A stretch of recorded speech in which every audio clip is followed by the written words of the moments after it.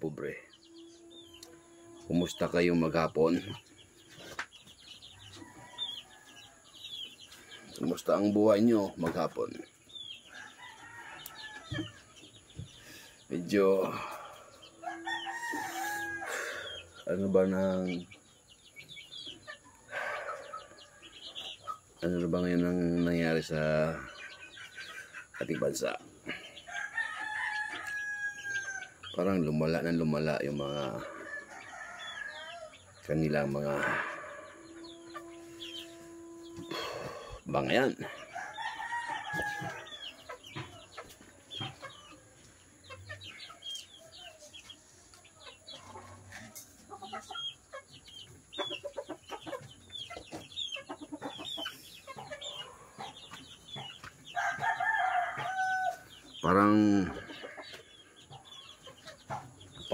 Parami ang mga nasasangkot na pangalan sa pag-iimbestiga ng mga ilan nating mga senador sa bayan, sa bansa. Kape tayo mga kapobre, kahit pobre, mayroon pa rin naman tayong pangkape-kape. Kahit ginamos o bago ang ulam, tuyo ang ulam, basta tayo nabubuhay ng ayos, marangal at ligtas ang mga masamang karamdaman. Hindi na po natin malaga ang kailangan ng pera pag wala tayong sakit sa karamdaman. Pag wala tayong sakit sa ating katawan, anuhin natin ang pera. Basta may pagkain ka lang araw-araw, may pambili ka lang ng araw-araw pang ulam sa araw-araw sa inyong pamilya, sapat na. Hindi na po kailangan yung labis-labis. Hindi katulad ng iba na talaga naman hindi magsawa, hindi kumpante sa naging biyaya ng Diyos na binibigay sa kanila. Gusto pa nilang kamkamin ang buong Pilipinas. Bakit may mga taong ganun sa ating lipunan? Ba't may mga taong hindi kontento sa mga bagay na binigay sa kanila ng Diyos? Gusto pa nila na kamkamin pa ang binigay ng Diyos sa iba.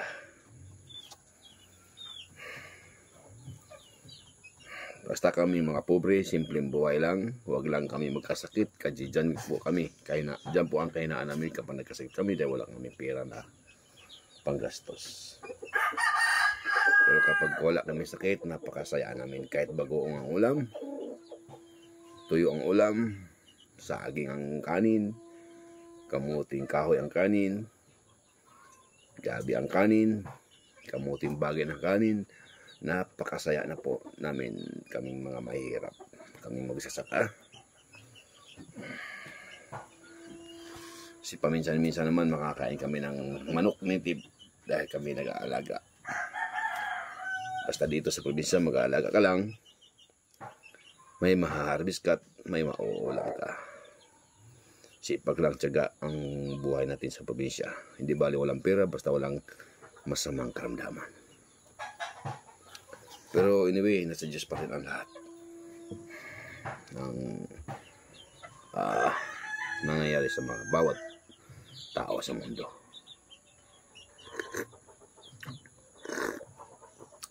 Ang nakapaghinakit lang ng loob,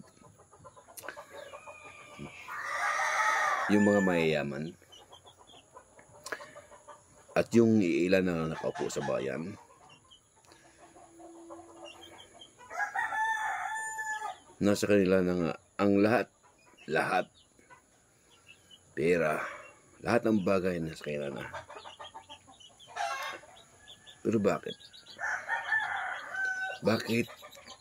Gusto pa nilang kamkamin?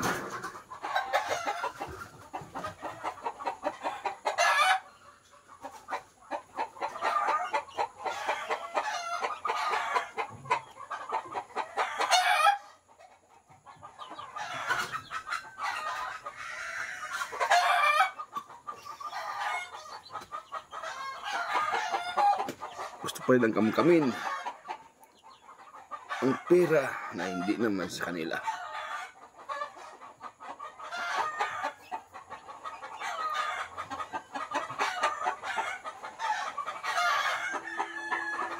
Kaya tuloy kayo nagbangayan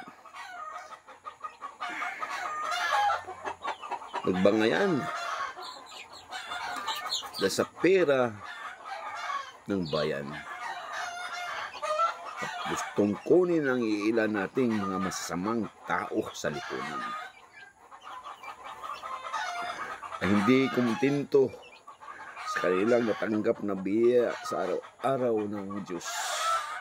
Kapos pa rin sila. Kapos pa rin sila kahit sila isa ng milyonaryo. Bakit kami mga mahirap namumuhay ng marangal? Namumuhay ng buhay mahirap, buhay probinsya. Bakit? Kontento kami. Kontento kami kung anong mayroon kami. Kahit hirap na kami, kontento pa rin kami. Makakain lang kami. Basta may makain lang kami, kahit anong klaseng pagkain, basta mayroon lang. Magkaroon ng laman ang aming sikmura. Napakasaya na po namin dito sa aming probinsya. Bilang isang mahirap at isang taong kung tawagin ay isang kakatuka. Ngunit ang mga puso labis na nasaktan dahil sa mga ginagawa nating ilan nating mga makaupo sa lipunan na halos kami na ang buong Pilipinas. Halos bilihin na ang Pilipinas. At hindi kontento sa kanilang milyon-milyon na salapi na dumarating. Hindi man araw-araw, buwan-buwan.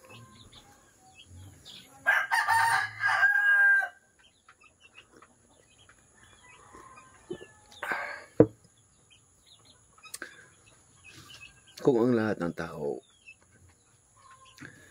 mayaman o mahirap, kung maging kumpante lang sana sa buhay, kung maging kontento lang sana sa buhay kung anong mayroon na pinagkaloob ng Diyos, wala sana ang kaguluhan, wala sanang magrarally, wala sanang maghahanap, at walang hahanapin.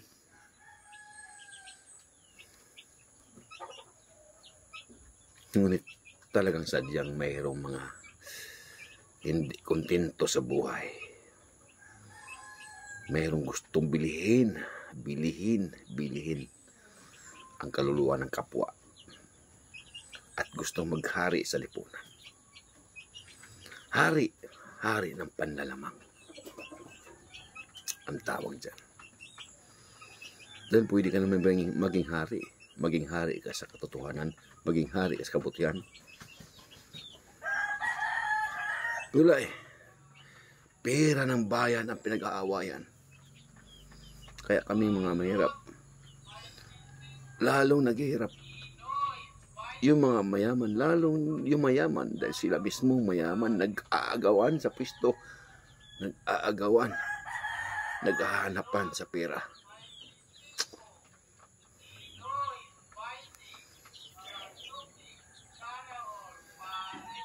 Kontento na kami.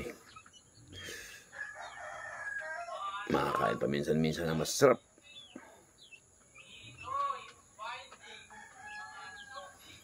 Kaya yung mga mayaman na yan, kapag sinapitan ng sakit, kanser sa karamihan ang kanilang maranasan. Dahil ang mga kinakain nila ay isang masasarap na pagkain na hindi nila alam na kapag tumama sa kanilang katawan, isang masamang pagkain. Pero kami mga mahirap gulay, makakain man kami ng baboy paminsan-minsan, makakain kami ng manok paminsan-minsan. Pero kung gustuhin, araw-arawin, kasi may mga alaga kami ditong manok, kung araw-arawin, native, napaka ginawa sa katawan. Pagkasakit man kami, siguro yung gutom, sakit sa gutom. Pero sa mga pagkain, madalang, mabibilang lang ang mga may hirap na tao nagkasakit ng kanser dahil ang mga kinakain namin mula sa aming pinaghirapan.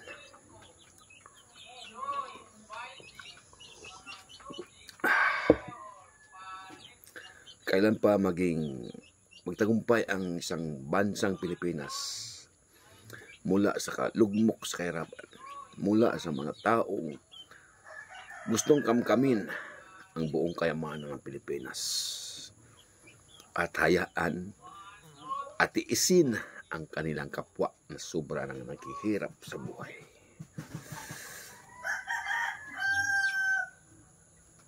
Only the Philippines. May mga tao talagang walang puso sa kanilang kapwa, lalo na po sa aming mga mahirap.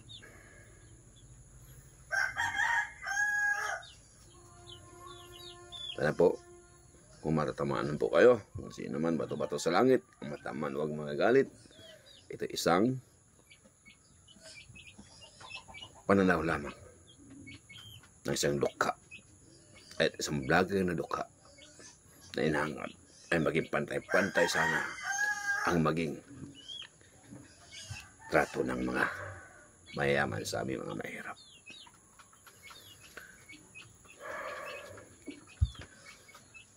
Basta kami pong mga mahirap, kung hindi lang kami magkasakit na malubhang sakit, masaya na po kami sa aming pamumuhay. Doon lang kami nahirapan kapag kami nagkasakit dahil sa mahal ng mga bilihin, sa mahal ng mga gamot, sa mahal ng bayarin ng hospital, sa mga private hospital. Kung doon ka naman sa public hospital, kulang sa mga kagamitan, itatapon ka rin sa ibang public hospital dahil walang kakayahan na gamutin ang mga mahirap. Kaya kahit anong hirap namin, magkautang-utang man kami, mailigtas lang ang buhay namin, pupunta kami sa private, doon po kami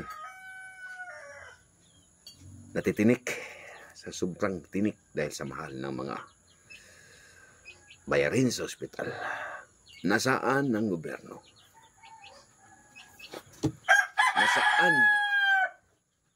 Nasaan po kayo? Pera ang pinag-aawayan nyo, pera ang pinaghahanapan nyo, bawat isa sa inyo. Kayo nakaupo sa Kongreso, sa Senado, o saan man kayong dako sa laranang politika.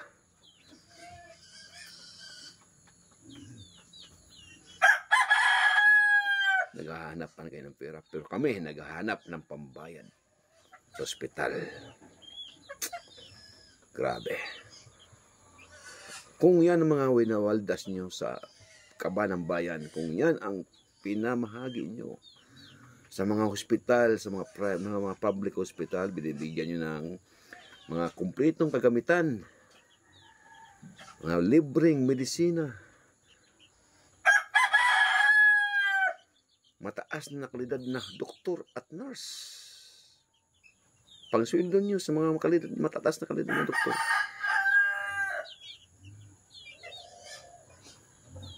Masarap sana maginawa at dyan pa kayo nakakatulong sa mga mahirap. Hindi yung naghahanapan kayo, nag-aaway kayo sa pera ng bayan. Pares-pares kayo.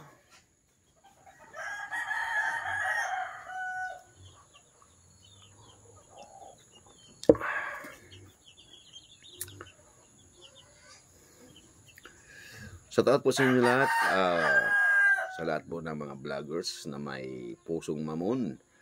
Huwag po natin kalimutan tumulong sa ating kapwang mahirap. Ito po si Chris MTV. Huwag niyo kalimutan na i-follow at i-share ang aking mga video, comment at mag-like, at mag-subscribe sa Chris MTV sa YouTube channel at sa ating Facebook page, Chris Misolis Charity Vlog. Huwag po niyo kalimutan. Dahil balang araw, isa rin ako sa makatulong sa inyo. Maraming po salamat sa inyo lahat. Sa aking mga legit supporters, subscriber, at sa lahat ng Pilipino. Maraming salamat sa inyong lahat. Bye-bye. God bless. Love you all.